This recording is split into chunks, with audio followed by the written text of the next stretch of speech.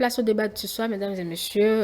Je vous retrouve avec mes invités. Je suis avec Adrien Tchomakou. Bonsoir Adrien. Bonsoir Angèle, bonsoir à toutes et à tous et bienvenue à ce débat.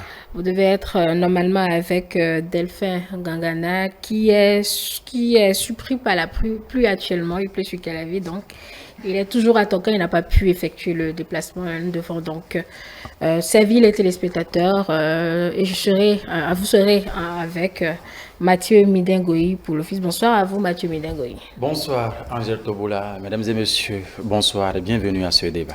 Alors, je vous parlais tout à l'heure, mesdames et messieurs, de ce communiqué du ministère de la Santé qui alerte sur la présence de plaies chroniques à la jambe dans certaines régions de notre pays.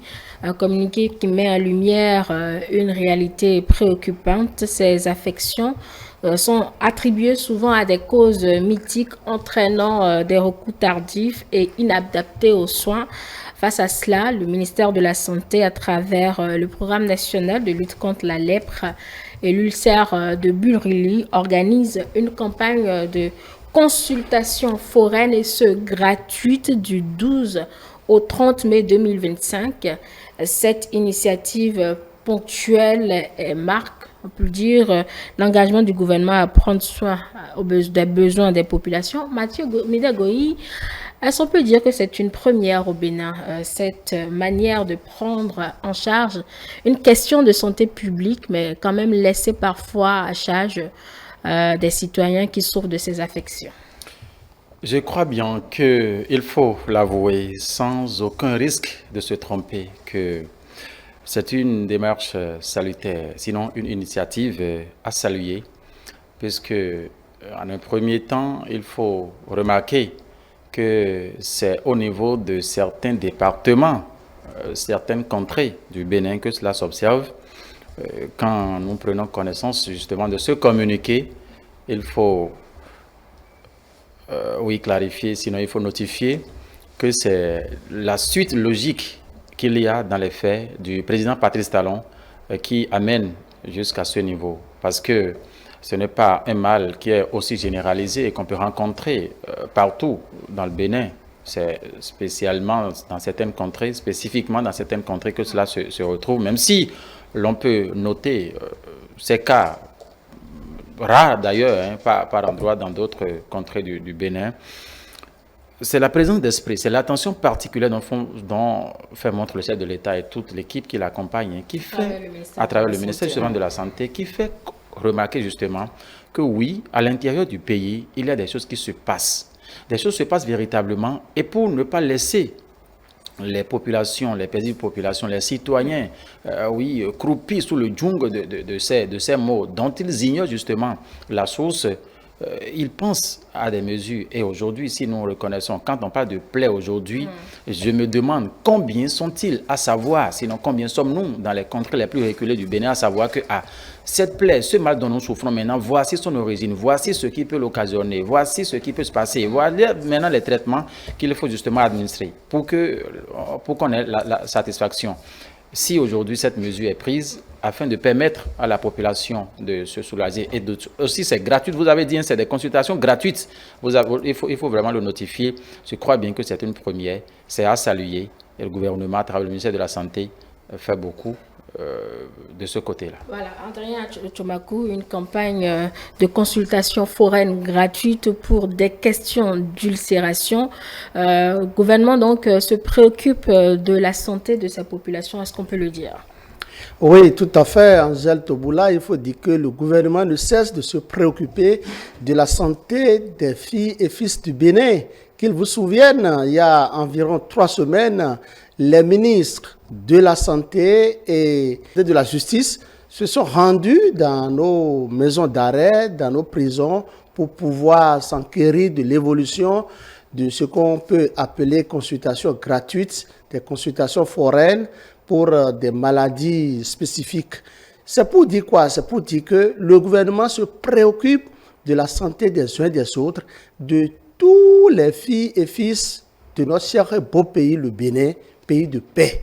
Il faut dire que, oui, a priori, nous pouvons dire que c'est pour la toute première fois que le gouvernement est en train de poser un tel acte directement et spécifiquement à l'endroit de ceux-là qui ont des plaies au niveau des jambes, au niveau des pieds. Mais de façon générale et plusieurs fois déjà, une telle consultation foraine se déroule sur tout le territoire national. À plus forte raison, quand nous prenons connaissance de ce communiqué rendu public par le ministre de la Santé, le communiqué a été on ne peut plus clair. Ça se déroule sur toutes les du territoire national dans les 77 communes du Bénin. C'est vrai, il y a en plus de ce communiqué, il y a un calendrier qui montre là où ça se passe de façon spécifique. Quand je prends par exemple... Des communes, des départements. Tout à fait. Quand on parle des centres de santé, tous les centres de santé ne sont pas retenus parce qu'il s'agit en réalité d'une mission ponctuelle, d'une mission de 3 semaines. Quand je prends Cotonou par exemple, il y a 1, 2 à 3 endroits retenus à Cotonou, comme à Abomey-Calavi. Mais ce n'est pas dans tous les centres de santé que ça se déroule. Une chose est claire, ça se déroule tant bien dans la commune de Cotonou, dans la commune d'Abomey-Calavi que dans la commune de Natitengou.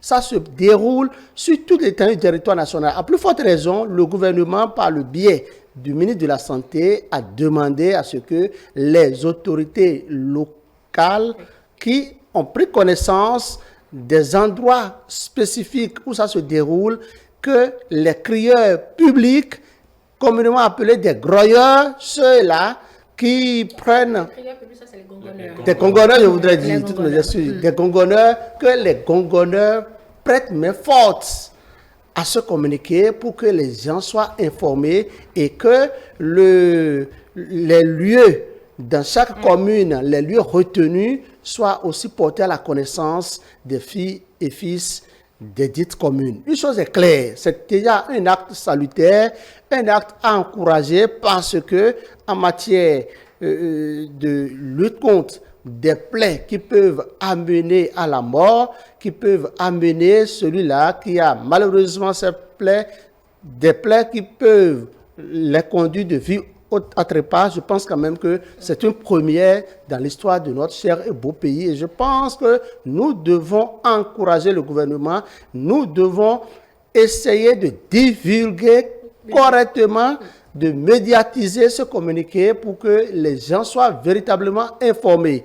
La balle est dans le camp de tout un chacun de nous, en l'occurrence les chefs de village, les chefs quartiers qui doivent mettre à contribution des gongonneurs, des crieurs publics pour que véritablement la cible soit correctement atteinte. Alors, justement, dans ce communiqué, Mathieu Midengoyi, on a lu cette préoccupation du gouvernement en situant cette responsabilité ou la cause de ces plaies que certaines personnes renvoient à tort et à travers à la sorcellerie ou au mauvais sort. C'est vrai que nous sommes dans un contexte sociologique qui prête à cela. C'est un peu pour dire qu'au-delà donc de toutes nos croyances du moment, il ne faudrait pas se laisser prendre à ce piège qui peut conduire parfois à la mort, surtout quand la plaie subit ou bien est atteinte de la gangrène.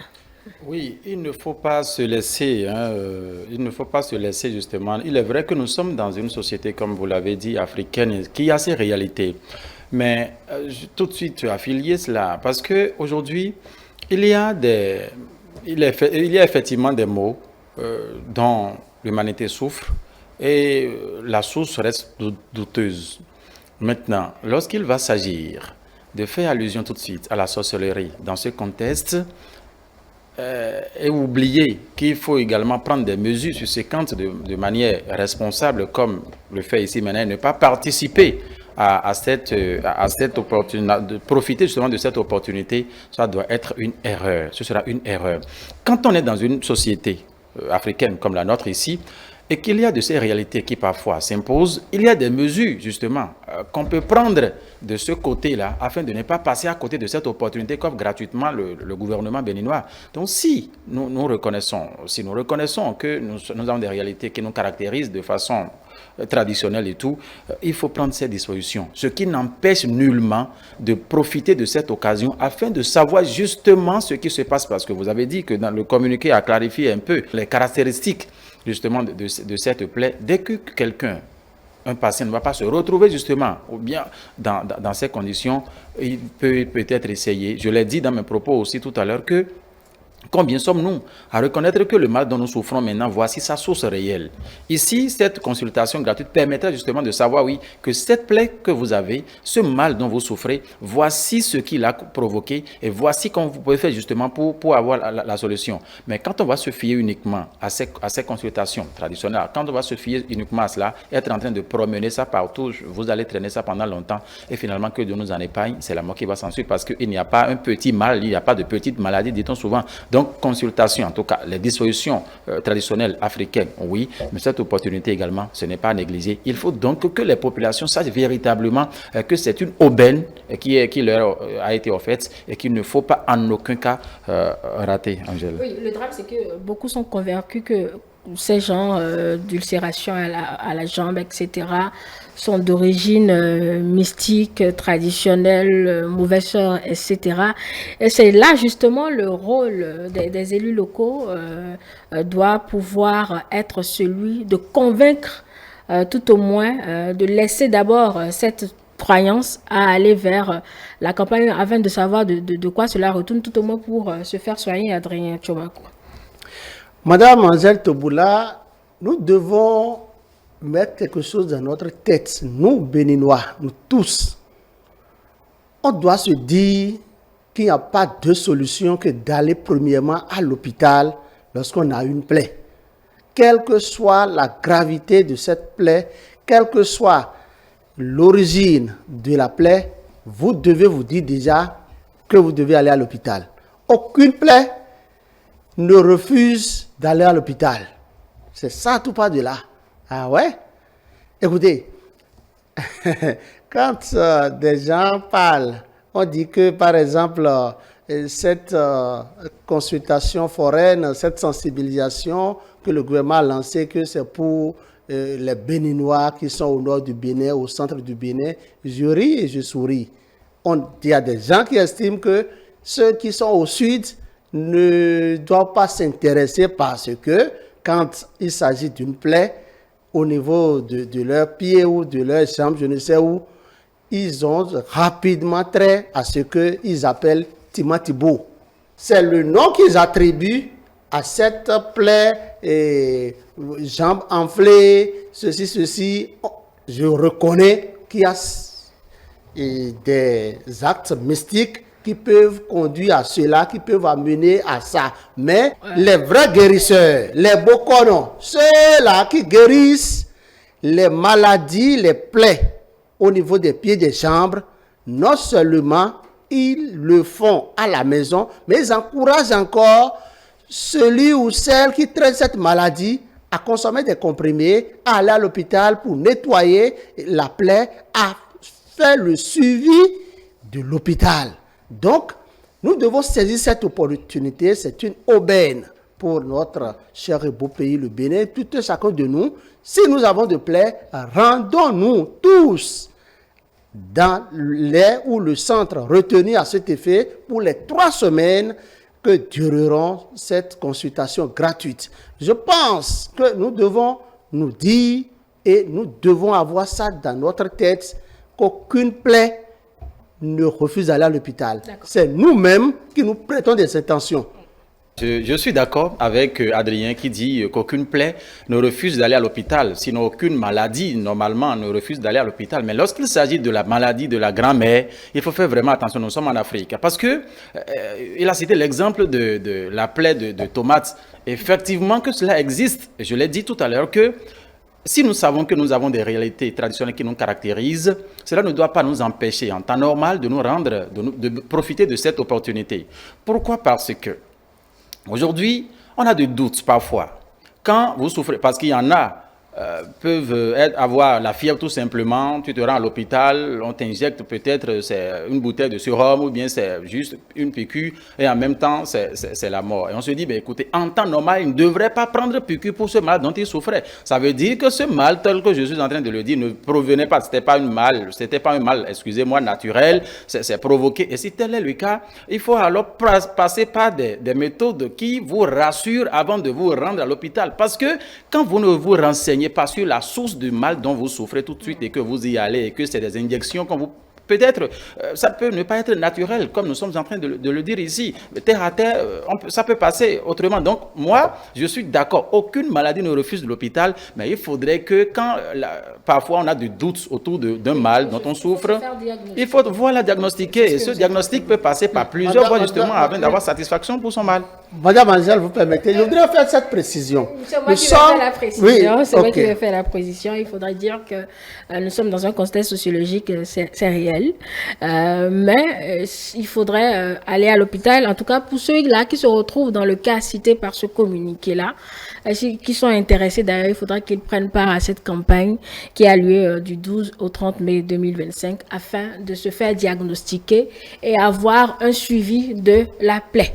Maintenant, si c'est qu'il y a d'autres manières de se soigner, ils verront le plus important, c'est de sensibiliser aujourd'hui à ce qu'ils aillent à l'hôpital se faire diagnostiquer pour pouvoir savoir à quel sens se vouer, afin que le pied ne soit pas, en tout cas le plaie n'en arrive pas à la gangrène pour qu'on soit à des hospitalisations à longue durée et par malheur perdre le patient. C'est un peu l'objectif de cette communication du ministère de la Santé et notre rôle à nous sur ce plateau, c'est de sensibiliser justement, appeler les élus locaux, les leaders d'opinion et acteurs communaux afin qu'ils jouent leur rôle pour que la campagne embrasse le maximum de personnes concernées. Je ne sais pas ce que vous voulez rajouter. Non, c'est dans la même ligne, vous pouvez laisser tomber. Non, ce n'est pas trop dans la même ligne. C'est pour dire quoi?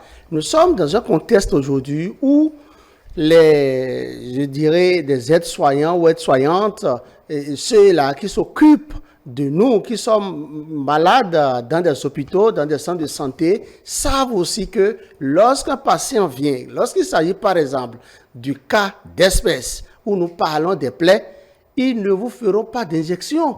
Ah non, eux-mêmes ils savent qu'il faut d'abord diagnostiquer, il faut examiner, il faut voir, et il faut même des recommandations.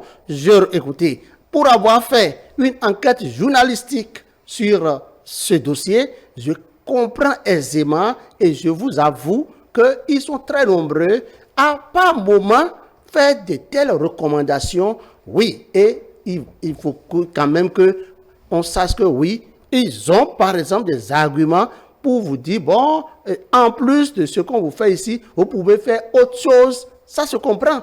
Mais qu'il n'y a pas cette plaie qui ne doit pas aller à l'hôpital. Quand vous amenez ça à l'hôpital, ils savent comment traiter. Je pense que, bon, faisons confiance à nos agents de santé. À nos agents de santé. On va passer au second sujet. Mesdames et messieurs, dans l'actualité, ces derniers jours, c'est la FCBE avec des démissions et des suspensions. Ça se répand par médias interposés. Nous voulons donc nous interroger sur ce qui se passe au sein de cette formation politique à quelques mois des élections générales de 2026. Je commence par vous, Adrien. Que se passe-t-il selon vous au sein de la FCBE? Bon, au sein de la FCBE, je pense que je ne parlerai pas de crise ni de séisme, mais une chose est claire, vous avez suivi comme moi le président de cette formation politique, Paul Humpé. Enfin, le secrétaire exécutif. Oui, écoutez, président, secrétaire exécutif, ils savent les qualificatifs attribués. Une chose est claire, monsieur Paul Humpé a suspendu l'un des militants de cette formation politique en la personne de Alain Adiou, qui plus tard, quelques jours après, a déposé sa démission. Maintenant, la problématique c'est quoi? Oui, c'est vrai, démissionner à quelle date donnée? Tout part de là. Vous savez, quand on s'approche d'une échéance électorale, chacun cherche à se repositionner. Je pense que c'est dans cette optique que, par exemple, notre grand frère, notre papa, Alain Adiou, a abandonné le navire FCBE. Parce que, qu'on veuille ou pas, oui, je le suis, il tient des propos à gauche, à droite sur des chaînes de radio, de télévision. Oui, il est de son droit de s'expliquer, de donner sa part de vérité. Au même moment, le président de la formation politique, vous m'avez dit que c'est le secrétaire exécutif au national, a réagi. Et ce qu'il faut dire, monsieur Alain Adéou, quand, par exemple, il a quitté la maison carcérale en cette année-là, quand il avait quitté la maison, il a d'abord atterri sa valise politique, bel et bien, et à la formation politique FCDB du docteur Toleba. Par la suite, il a fait ses preuves-là, qu'on veuille ou pas. Maintenant, est-ce qu'il a convaincu plus d'un quand il était membre de cette formation politique? Par la suite, il vient maintenant à la formation politique FCBE où il a été accueilli. Il a passé quelques années. Il a certainement fait ses preuves. Maintenant, est-ce que oui, en abandonnant la formation politique FCBE, je veux parler de notre cher grand frère Alain Adéou, en abandonnant cette formation politique, il veut aller déposer sa valise où? Pour quelle fin? Veut-il aller directement vers la marmite, c'est-à-dire à la mouvance présidentielle, ou bien parce que depuis qu'il a eu cet entretien avec Boni Yahi, est-ce qu'il va directement maintenant du côté des démocrates? C'est la grosse interrogation. Dans sa déclaration qu'il reproche beaucoup de choses aux démocrates, c'est pas forcément sa destination, il n'a pas dit qu'il irait là. Donc, ça veut dire, la nature de ma question, c'est que vous inspire, vous, Adrien Tchomakou, sous quel prisme vous analysez ce qu'il reproche à la FCBE en démissionnant de cette formation politique? Ce qu'il reproche à la FCBE, est-ce que c'est fondé? Si ce n'est pas fondé, si le premier responsable de cette formation politique estime qu'il est en train de chercher ou mettre sa tête en tenant les propos qu'il tient, ce n'est pas moi, analyste politique, qui vais prendre le... je ne suis pas son avocat défenseur et je ne suis pas là non plus pour défendre l'autre. Une chose est claire. Monsieur Alain Adéou a abandonné FCBE à un moment T. Mais pour quelle raison, pour quelle finalité? C'est la grosse préoccupation. C'est ça qui s'est expliqué, Adrien Tchomakou. D'accord, je vous ai compris. Je vais revenir là-dessus tout à l'heure. Oui, Mathieu Milingoyi, que vous inspire ce reproche de l'ancien ministre Adrien Ongwedi à cette formation politique? Moi, je vais voir cet acte qu'a posé Alain Adéou sous deux angles. Si vous appartenez à un parti politique, vous appartenez à un camp, au sein de ce parti, dans ce parti, vous ne vous retrouvez plus, compte tenu des idéologies qui sont développées, compte tenu des positions qui sont prises. La démocratie, nous sommes en démocratie, cela ne nous gêne aucunement de claquer la porte et de nous repositionner autrement. J'ai suivi M. Alain Adéou quelques heures avant de venir sur ce plateau où Alain Adéou disait qu'il aurait démissionné de ce parti depuis un an. Qu'il s'est retiré justement, l'acte qu'il a posé maintenant, qu'il l'aurait posé depuis près d'un an. Pour quelle raison? Moi, je me suis dit tout simplement que c'est l'accumulation des frustrations qui l'a finalement amené à ce point. Parce qu'il dit qu'en mars 2024, il aurait passé une communication au cours d'une assemblée générale ou bien au cours d'une réunion tout simplement au cours. La FCBE apportait ses mails aux démocrates qui feront mal.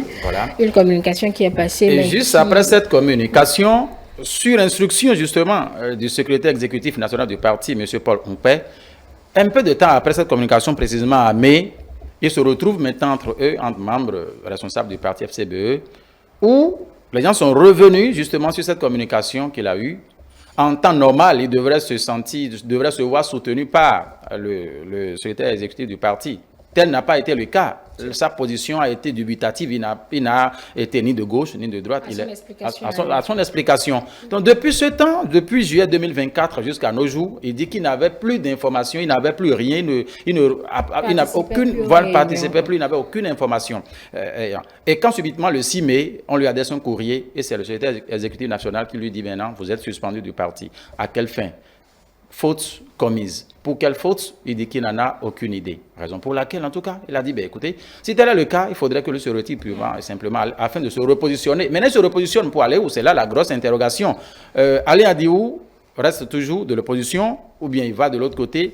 Nous, on ne pourra pas le dire de sitôt. On attendra justement le moment venu afin d'opiner sur la question. Mais je vous répète tout simplement que ça doit être l'accumulation des frustrations parce que vous appartenez à un parti politique où vous ne vous retrouvez plus, vous n'êtes plus informé de quoi que ce soit. Je pense bien que c'est ce qui l'a amené à aller à cet acte aujourd'hui qui fait de lui ex-membre du parti FCBE, parti de l'opposition justement au Bénin. En tout cas, il a donné assez d'explications sur sa démission et tout. Et on attendra justement le moment venu parce qu'il dit qu'il sera toujours, il va toujours appartenir à l'opposition et que c'est au moment venu qu'il va clarifier sa position et tout, qu'il a des gens, il a des amis dans la mouvance, ne veut pas dire qu'il est en train d'aller là-bas et tout. En tout cas, c'est au moment venu qu'on pourra nous prononcer justement, se prononcer justement sur cette affaire.